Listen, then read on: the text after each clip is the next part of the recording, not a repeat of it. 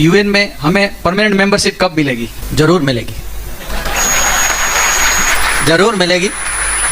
पर कुछ भी जो बड़ी चीज़ होती ना, बिना मेहनत के कभी मिलती नहीं, तो मेहनत भी करना पड़ेगा। परमानेंट मेंबर अगर इंडिया बनता है तो पाकिस्तान के आगे अगर जो इक्का दुक्का अगर पाकिस्तान की बात मानी जाती थी, अब वो भी नहीं मानी जानी। दोस्तों ऐसे लगता है कि पाकिस्तान को जब जिसका दिल करता है वो डिक्टेट कर लेता है। तो अगर वो परमानेंट मेंबर बन गया तो वो वीटो पावर से तो हमारा पक्का ही मसला हल खत्म हो जाएगी हमारी, और हम दोबारा कश्मीर इशू कभी भी रिजॉल्व नहीं होगा। आप कहते हो कि दुश्मन के बच्चों को पढ़ाना है, पहले अपने बच्चों को तो पढ़ा लो।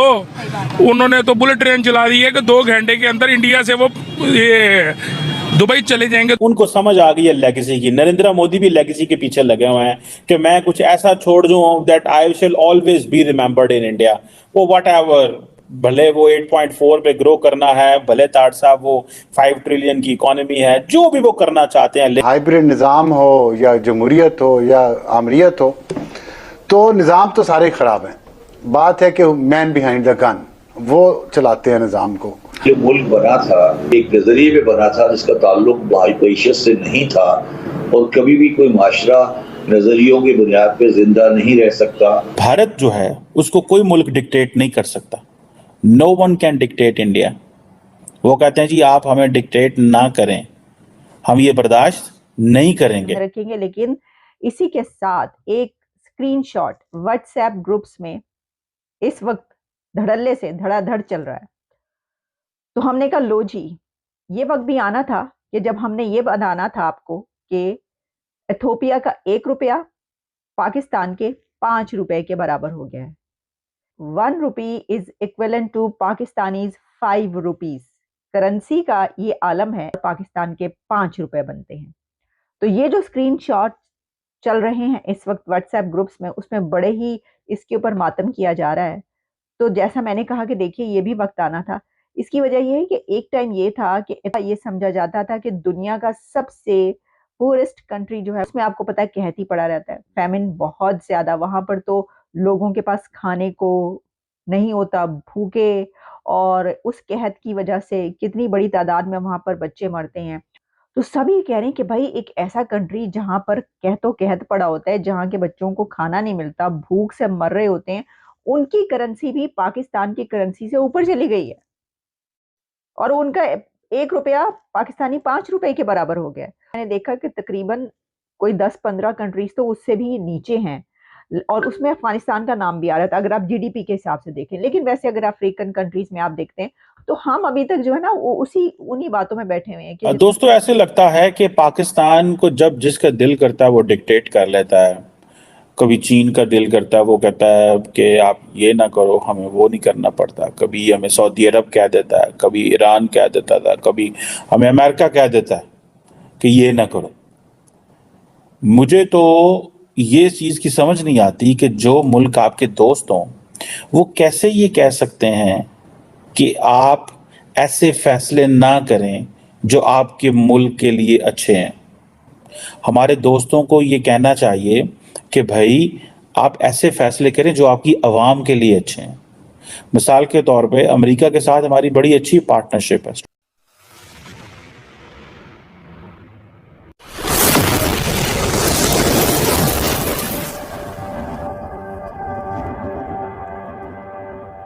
स्ट्रेटेजिक पार्टनरशिप तो नहीं है, लेकिन अच्छी पार्टनरशिप रही है, लार्जली सिक्योरिटी रिलेटेड इश्यूज पे।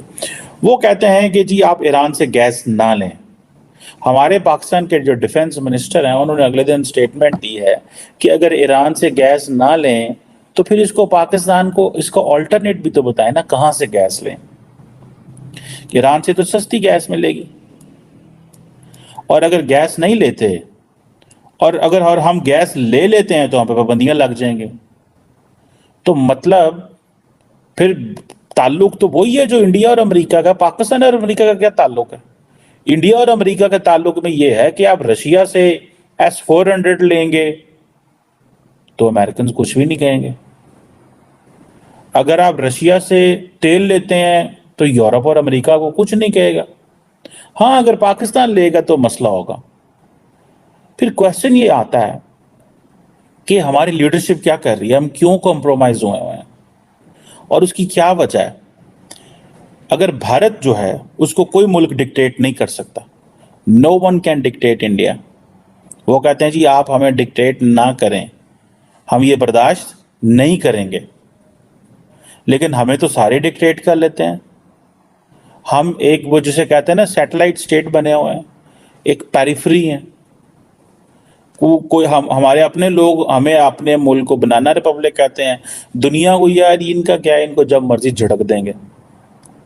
2011 से जो ईरान पाकिस्तान 12 से जो है बल्कि 13 से तकरीबन गैस पाइपलाइन के ऊपर काम हो रहा है, लेकिन हद है कि कोई जिसे वो कहते हैं ना हम ये गैस नहीं मंगवा सकते। क्यों? हम अपने लोगों को रिलीफ नहीं दे सकते। पाकिस्तान अपने लोगों को रिलीफ नहीं दे सकता, जो सच की बात है। अगर हम इस बात को अगर सच देखें तो हम अपने लोगों को महंगी गैस देने पे मजबूर हैं, वरना हम पे पाबंदियां लग जाएंगी। इसको पीप्स पाइपलाइन का नाम भी दिया गया था इस गैस पाइपलाइन को।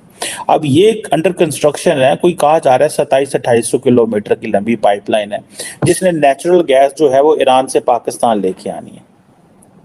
ये बड़ा पुराना एक आइडिया, कहा जाता है कि 1950 का आइडिया ये कंसीव हुआ है, और पाकिस्तान की जो बहुत सारी जो लीडरशिप रही है माजी के अंदर, वो भी इससे फायदे उठाना चाहती थी, लेकिन नहीं उठा सकी।